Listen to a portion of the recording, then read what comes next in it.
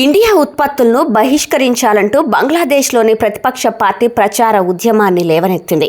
Boycott India అంటూ నినాదాలకు తెరలేపింది. భారత్తో నిత్యం సన్నిహితంగా ఉండే బంగ్లాదేశ్ భారత వస్తువులను బహిష్కరించాలని ఎందుకు పిలుపునిచ్చింది? బంగ్లాదేశ్లోని నేషనలిస్ట్ పార్టీ ఈ ఉద్యమాన్ని మొదలుపెట్టింది. గత కొన్ని రోజులుగా అక్కడి సోషల్ మీడియాలో దీనిపై జోరుగా ప్రచారం సాగుతోంది. బంగ్లాదేశ్ అంతర్గత రాజకీయాల్లో భారత్ జోక్యం చేసుకుంటుందని, దానికి వ్యతిరేకంగా తాము ఈ ఉద్యమం చేపడుతున్నట్లు బంగ్లాదేశ్ నేషనలిస్ట్ పార్టీ తెలిపింది.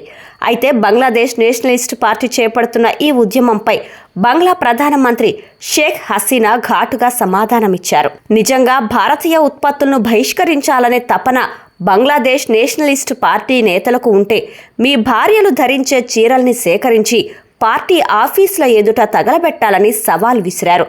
దీంతో పాటుగా నిజంగా బీఎస్పీ పార్టీ నేతలంతా భారత్ ప్రొడక్ట్స్ బహిష్కరించాలనుకుంటే భారతీయ మసాలాలు లేకుండా వంటకాలు తినడం ప్రారంభించాలని, ఆ పని వాళ్ళు చేయగలరా, మసాలాలు లేకుండా తినగలరా అని షేక్ హసీనా వారిని ధీటుగా ప్రశ్నించారు. అయితే బంగ్లాదేశ్ ప్రధానమంత్రి షేక్ హసీనా చేసిన వ్యాఖ్యలను బంగ్లాదేశ్ నేషనలిస్ట్ పార్టీ నేతలు ఖండించారు. ప్రధాని షేక్ హసీనా, ఆమెకు చెందిన రాజకీయ పార్టీ అవామీ లీగ్లు కూడా ఇండియా ప్రొడక్ట్స్ లాగానే పనిచేస్తాయని ఎద్దేవా చేశారు. దేశవ్యాప్తంగా ఇండియా ఉత్పత్తులను బంగ్లాదేశ్ ప్రధాని షేక్ హసీనాను కూడా బైకాట్ చేయాలని వారు పిలుపునిచ్చారు. ఇంతకీ అసలు కారణం ఏంటంటే, ఈ ఏడాది జనవరిలో బంగ్లాదేశ్ పార్లమెంటుకు ఎన్నికలు జరిగాయి.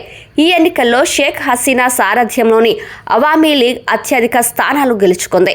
దీంతో వరుసగా 4వసారి షేక్ హసీనా ప్రధాని పీఠాన్ని అధిష్ఠించారు. ఎన్నికల్లో షేక్ హసీనా గెలవడంలోనే కాదు, బంగ్లాదేశ్ దేశ రాజకీయాల్లో సైతం భారత్ జోక్యం చేసుకుంటుందని ప్రతిపక్ష బంగ్లాదేశ్ నేషనలిస్ట్ పార్టీ ప్రధానంగా ఆరోపిస్తోంది. ఈ క్రమంలో భారత్కు చెందిన చీరలు, మసాలా దినుసులను వ్యతిరేకించాలని సోషల్ మీడియా ద్వారా ప్రచారాన్ని హోరెత్తిస్తోంది బీఎస్పీ పార్టీ.